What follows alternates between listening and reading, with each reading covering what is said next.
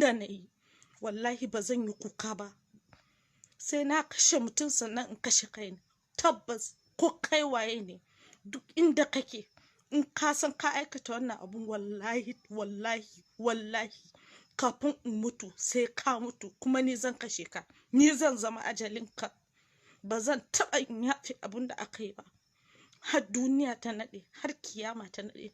Kuma ba zan cire messages ɗin nan ba don su zama constant reminder akan abun da aka min yau.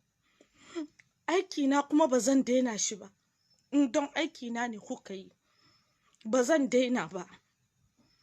Duk abin da za ku kira ni ku ci gaba da yi, ku ci gaba da posting, ku ci gaba da yin duka abubuwan da kuke yi.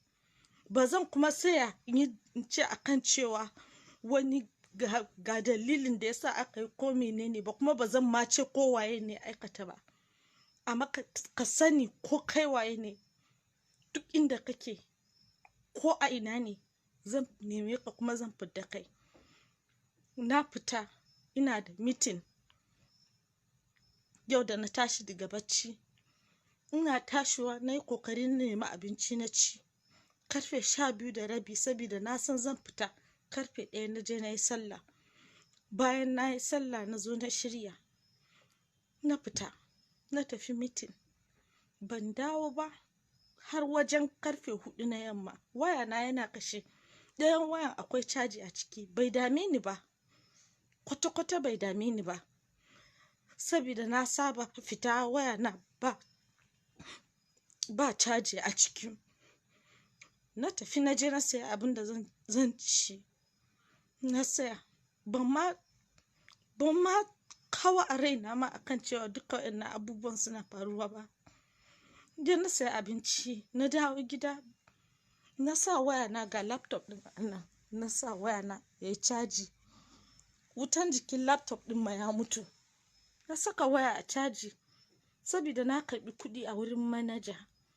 Ina so in mayar mishi da kuɗin ɗin don ban saya ATM ba, ana ruwa. Na je na dawo gida, na zo na kunna waya da 3%.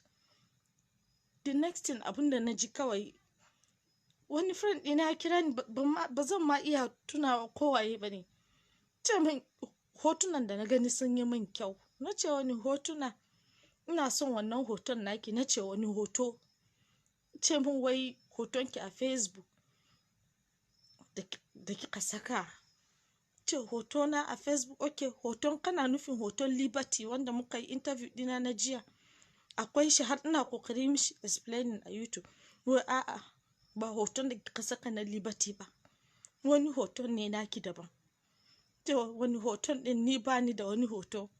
Yau ban yi posting na wani hoto ba in ban da program ɗin da muka yi a Liberty TV. Ce min ba shi bane nake nufi. Kin yi posting hoto da yamman nan. Ban ɗauki maganar ɗin ma seriously ba, kwata-kwata. Ban ma san akan cewa ma abun is serious ba, kwata-kwata. So na ma yi ignoring na maganar da yake yi. Na kira manaja, ina kokarin bashi kuɗin shi, calls yana ta shigowa. Na ce ya turo min da account number.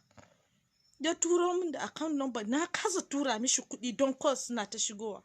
Na duba na ce me ne ke faruwa. Basira ta tura min message a WhatsApp.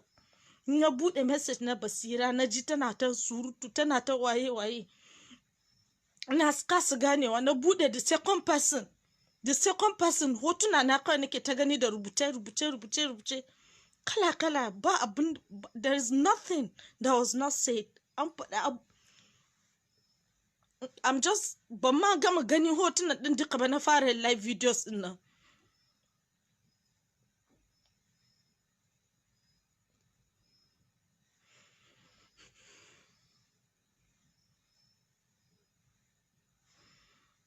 Na fara live videos. Bayan na fara live videos ɗin nan, ban san abin da zan faɗa ba. Amma in gobe kun ji na yi kisa, wallahi ku san ga dalilin, kuma ba zan taɓa yafe ba. In na yi abu na yi, in ban yi ba kar ka yi min sharri. Wanda kuka yi daga baya ya ishe ku haka. Ina so ku sani akan cewa in ba ran da kuka ɗauke raina ba, ba za ku ɗauke min muryana ba. Duk abin da za ku yi a duniyan nan ba za ku ɗauke min muryana ba. Zan ci gaba da yin magana. Zan ci gaba da yin magana, zan yi kuka, zan yi komai da komai in kun ɓata min rai. Amma ba shi ne zai ɗauke min muryana ba. Zan ci gaba da yin magana.